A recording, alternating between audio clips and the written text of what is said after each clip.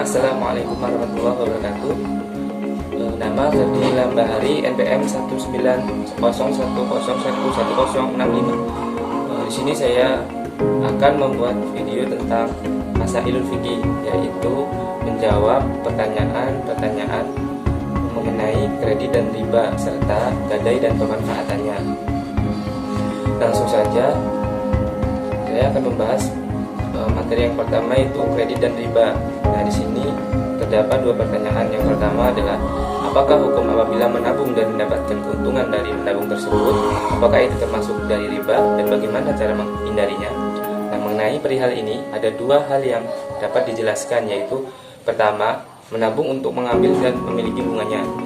Ulama sepakat bahwa bunga adalah riba yang haram. Untuk itu, mereka sepakat menabung di bank ataupun jasa keuangan yang lainnya dengan maksud mengambil dan memanfaatkan bunganya untuk kepentingan pribadi, hukumnya dilarang.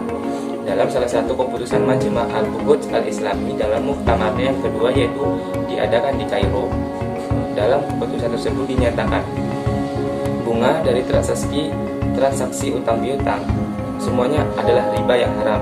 Tidak ada bedanya baik utang untuk kepentingan konsumtif maupun untuk kegiatan yang produktif, karena dalil Al-Quran dan Sunnah semuanya dengan tegas menyatakan haramnya dua jenis riba dari utang tersebut.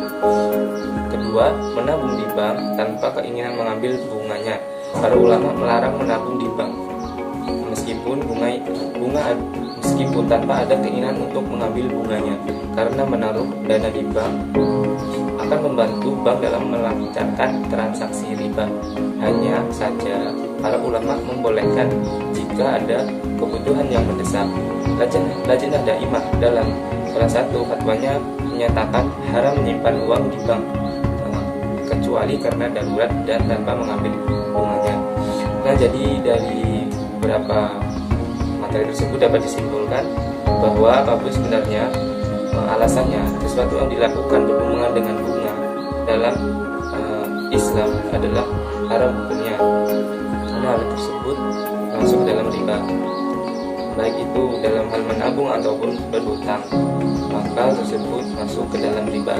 Namun kembali lagi, sesuatu yang dilakukan dalam keadaan darurat atau terdesak yang haram akan bisa berubah menjadi boleh hukumnya. Dan cara menghindari hal tersebut yaitu salah satunya dengan cara menjadi atau menjauhi hal-hal yang berkaitan dengan hal tersebut. Seperti jika ingin menabung, dibiasakan dengan menabung sendiri atau dengan sesuatu yang tidak ada bunganya ataupun keuntungan yang lainnya.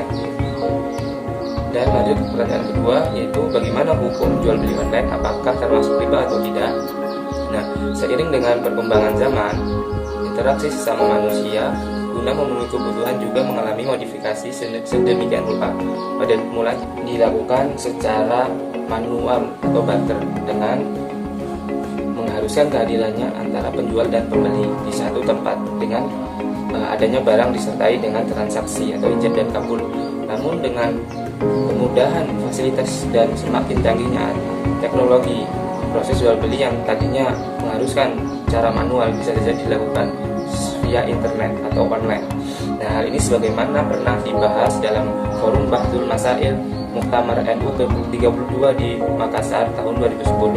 Adapun jawabannya adalah bahwasanya hukum akad transaksi jual beli melalui alat elektronik sah hukumnya apabila sebelum transaksi kedua belah pihak sudah melihat mabi atau barang yang diperjualbelikan atau telah dijelaskan baik sifat maupun jenisnya serta memenuhi syarat-syarat dan rukun jual beli lainnya. Materi kedua yaitu mengenai gadai dan pemanfaatannya. Nah, di sini terdapat dua pertanyaan, yaitu pertanyaan pertama, bagaimana hukumnya menggadaikan hewan peternakan dengan perjanjian bagi hasil? Apakah itu diperbolehkan atau tidak? Nah, jawabannya, hal seperti ini dalam Islam disebut juga dengan mudharabah. Nabi SAW sendiri juga membolehkan akad ini, sebagaimana hadis yang artinya dari Suhaib bin Suhaib radhiyallahu anhu bahwa Rasulullah SAW bersabda, tiga hal yang di dalamnya terdapat keberkahan jual beli dan secara tangguh, muqaradah atau mudharabah, dari mencampur gandum dengan tepung untuk keperluan rumah, bukan untuk dijual. Hadis riwayat Ibnu Majah. Dalam mudharabah, pemilik modal tidak diberikan peran dalam manajemen perusahaan. Konsekuensinya, mudharabah merupakan perjanjian di mana yang diperoleh para pemberi pinjaman adalah suatu bagian tertentu dari keuntungan atau kerugian proyek yang telah mereka bayar. Berikut ini segi-segi penting dari mudharabah, yaitu yang pertama, pembagian keuntungan di antara dua pihak tentu saja harus secara proporsional dan tidak dapat memberikan keuntungan atau yang pasti kepada Rob al-Mal atau pemilik modal. Rob al-Mal, yang kedua, Rob al-Mal tidak bertanggung jawab atas kerugian-kerugian di luar modal yang telah diberikannya. Dan yang ketiga, mudharrib atau mitra kerja tidak turut menanggung kerugian kecuali kerugian waktu dan tenaganya. Jadi selama kedua belah pihak memenuhi syarat dari kerja sama dalam Islam atau mudharabah, maka hal tersebut diperbolehkan. Selanjutnya pertanyaan kedua, yaitu bagaimana hukumnya jika kita menjual suatu barang yang belum menjadi milik kita? Jawabannya adalah istilah fikih untuk jual beli barang milik orang lain atau bukan milik kita adalah bai fuduli. Salah satu syarat agar jual beli adalah sah adalah bila mana barang tersebut merupakan milik dari penjual. Tidak sah jual beli barang yang belum menjadi milik dari penjual. Ada sebuah teks fikih menyebutkan yang artinya jual beli fuduli atau barang milik orang lain adalah tidak sah. Sekian video Masailul Fikih dari saya, kurang dan lebihnya mohon maaf.